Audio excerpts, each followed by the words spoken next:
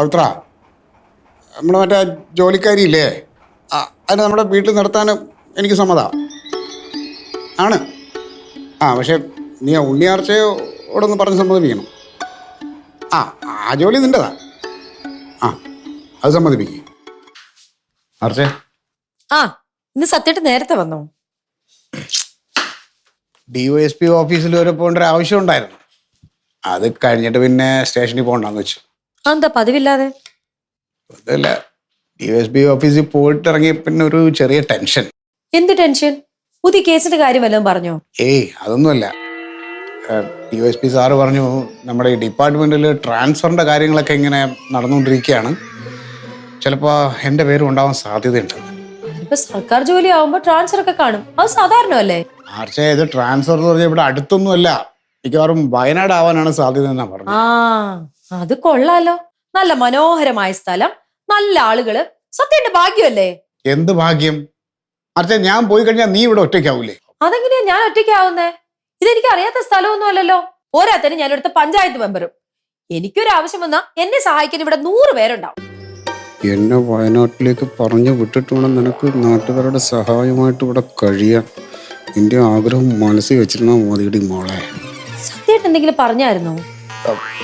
ആർച്ചേ, നിന്നെ ഇവിടെ ഒറ്റയ്ക്കാക്കിയിട്ട് ഞാൻ എങ്ങനെ അവിടെ മനസ്സമാധാനമായിട്ടിരിക്കും? നിനക്ക് കൂട്ടിന് ആരെങ്കിലും ഉണ്ടെങ്കിൽ കുഴപ്പമില്ലായിരുന്നു. എനിക്കിപ്പോ ഇവിടെ ആരാ കൂട്ടുവരാൻ? DYSP പറഞ്ഞപ്പോ മുതലേ ഞാനിങ്ങനെ ആലോചിക്കുകയായിരുന്നു. അങ്ങനെ ആലോചിച്ച് വന്നപ്പോൾ എനിക്ക് പെട്ടെന്നൊരു ഐഡിയ കിട്ടിയത്. എന്താ ഐഡിയ? പവിത്രൻ രാവിലെ വന്ന് പറഞ്ഞ കാര്യമില്ലേ, അപ്പുറത്തെ വീട്ടിലെ ജോലിക്കാരിയെ ഇവിടെ ജോലിക്ക് നിർത്തുന്ന കാര്യം. അവളെ നമുക്ക് ഇവിടെ നിർത്താം. അപ്പൊ ആർച്ചയ്ക്ക് ഒരു കൂട്ടാവും. എന്തിന്? എനിക്ക് ആരുടെയും കൂട്ടൊന്നും വേണ്ട. ആർച്ചേ, ഞാൻ ഇവിടുന്ന് പോയി കഴിഞ്ഞാൽ നിങ്ങൾ ഒറ്റയ്ക്കാണ്. അപ്പൊ ഒരു കൂട്ട് വേണം. ഞാൻ എങ്ങനെ മനസ്സമാനായിട്ട് അവിടെ നിൽക്കും? ശരി, ഇനി ഇപ്പൊ സത്യേട്ടൻ ട്രാൻസ്ഫർ ആയെന്ന് വിചാരിക്കുക. അപ്പൊ ആലോചിച്ചപ്പോലെ ജോലിക്കാരിയുടെ കാര്യം. ആർച്ചേ, ട്രാൻസ്ഫർ ആയി കഴിഞ്ഞിട്ട് നമ്മൾ അന്വേഷിച്ച് ചെല്ലുമ്പോഴേ ആളെ കിട്ടൂല. ഇതാവുമ്പോ അവള് ജോലി അന്വേഷിച്ച് ഇങ്ങോട്ട് വന്നതാ. നമ്മൾ കൊടുക്കുന്ന ശമ്പളം തന്നെ മതിയാവും. ഈ ട്രാൻസ്ഫർ ആയി കഴിഞ്ഞിട്ട് അന്വേഷിച്ച് പോകുമ്പോഴേ ഭയങ്കര ഡിമാൻഡ് കാണിക്കും. സത്യേട്ടൻ ഇത് എന്ത് പറ്റി? പണ്ടൊരിക്കൽ ഞാനൊരു വേലക്കാരിയുടെ കാര്യം പറഞ്ഞപ്പോ എന്നെ കൊന്നില്ലെന്നേ ഉള്ളൂ. ആർച്ചേ, അന്നത്തെ സാഹചര്യം അല്ല ഇന്നത്തെ സാഹചര്യം. ഇവിടെ ഇപ്പൊ ഒരു ജോലിക്കാരിയുടെ ആവശ്യമുണ്ട്. അതെ, എന്റെ ഒരു മനസ്സമാനത്തെ കുറിച്ച് നീ ഒന്ന് ആലോചിക്ക്. നീ ഒന്ന് സമ്മതിക്ക്. എനിക്ക് ഇഷ്ടമുണ്ടായിട്ടൊന്നും അല്ല. സത്യേട്ടന്റെ നിർബന്ധത്തിന് വഴങ്ങി ഞാനങ്ങ് സമ്മതിക്കുക. പിന്നെ ഒരു കാര്യം, അവൾ എന്തെങ്കിലും എനിക്ക് ഇഷ്ടമല്ലാത്ത ചെയ്താ ഞാൻ അപ്പ അവളെ ഇവിടുത്തെ പറഞ്ഞു വിടണം. ആർച്ചയ്ക്ക് ഇഷ്ടമല്ലാത്ത ഒന്നും ചെയ്യാൻ സമ്മതിക്ക്, അപ്പ പറഞ്ഞു വിട്ടേക്കണം.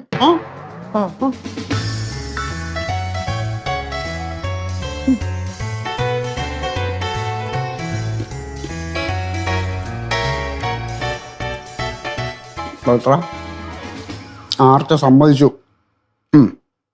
പിന്നെ ആ ചാരുലതയുടെ ഒരു കാര്യം പറയാ. ഞാനാണ് അവളെ ഇവിടെ ജോലിക്ക് വെക്കുന്നത്. അതുകൊണ്ട് ഇവിടെ എന്ത് ചെയ്യുന്നതും ഞാൻ പറയുന്ന അനുസരിച്ചിട്ടായിരിക്കണം.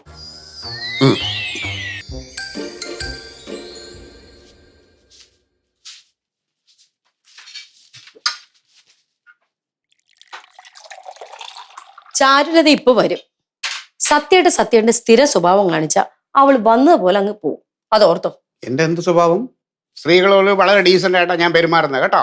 പക്ഷേ ചില സമയത്ത് സംസാരിക്കുമ്പോ സത്യേട്ടന് അത്താനി പോലീസിന്റെ സ്വഭാവം വരും. ഇപ്പോഴത്തെ കാലമാ, അതൊന്നും കേൾക്കാൻ ആരും നിൽക്കില്ല. സത്യേട്ടൻ അവളുടെ മെക്കെട്ട് കയറുകയോ അവളോട് ദേഷ്യപ്പെടുകയോ എന്തെങ്കിലും ചെയ്താൽ അവൾ ഇറങ്ങി അവളുടെ പാട്ടിന് പോകും. ആർച്ചേ, ആരോട് എങ്ങനെ പെരുമാറണമെന്ന് എനിക്കറിയാം. നീ എന്നെ പഠിപ്പിക്കണ്ട കേട്ടോ. പിന്നെ അവൾ വരുമ്പോ അവളോട് പ്രത്യേക ഒരു കാര്യം പറയുക, ഞാനാണ് അവളെ ഇവിടെ ജോലിക്ക് വെച്ചതെന്ന്. അതെന്തിനാ? എന്നാലേ എന്നോടൊരു ബഹുമാനമൊക്കെ ഉണ്ടാവുള്ളൂ. പിന്നെ അതുപോലെ നീ അവളോട് ഒരുപാട് അങ്ങോട്ട് അടുക്കാനൊന്നും നിൽക്കണ്ട. ജോലി സംബന്ധമായ കാര്യങ്ങൾ മാത്രം പറഞ്ഞാൽ മതി. അതെന്താ? അല്ലെങ്കിൽ അവൾ ഇവിടുത്തെ രഹസ്യങ്ങളെല്ലാം നേരെ എന്ന് ആ മൃഗത്തിനോട് പറഞ്ഞു കൊടുക്കും. ഇവിടെ ഇതിന് മാത്രം രഹസ്യം എന്താ? ആർച്ചേ, രഹസ്യങ്ങളില്ലാത്ത വീടുണ്ടോ? എല്ലാ വീട്ടിലും ഉണ്ടാവും രഹസ്യങ്ങൾ. അതുപോലെ തന്നെ ഞാൻ ആ മൃഗത്തിനെ കുറിച്ച് പറയണമെന്നും നീ അവളോട് പറയണ്ട. അതും ചിലപ്പോൾ അവൾ എന്ന് ഇവിടെ പറയും. സത്യേട്ടാ, വരുന്നത് വീട്ടു ജോലിക്കാരിയാ, അല്ലാതെ രഹസ്യ പോലീസ് അല്ല.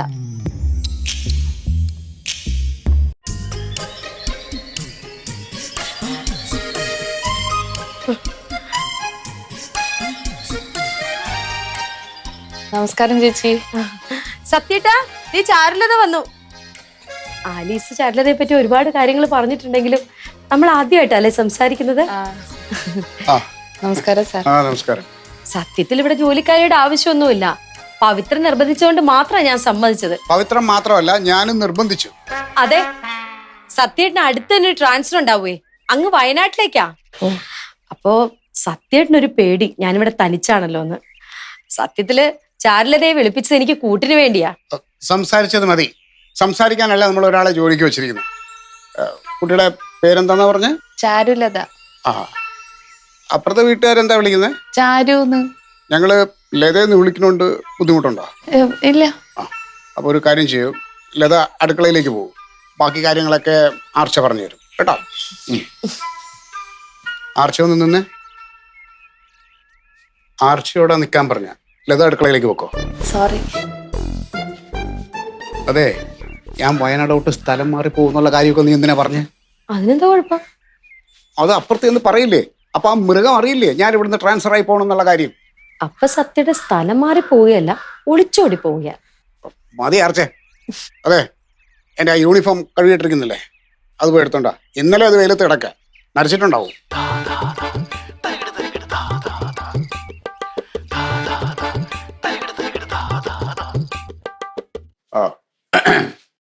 അയ്യോ.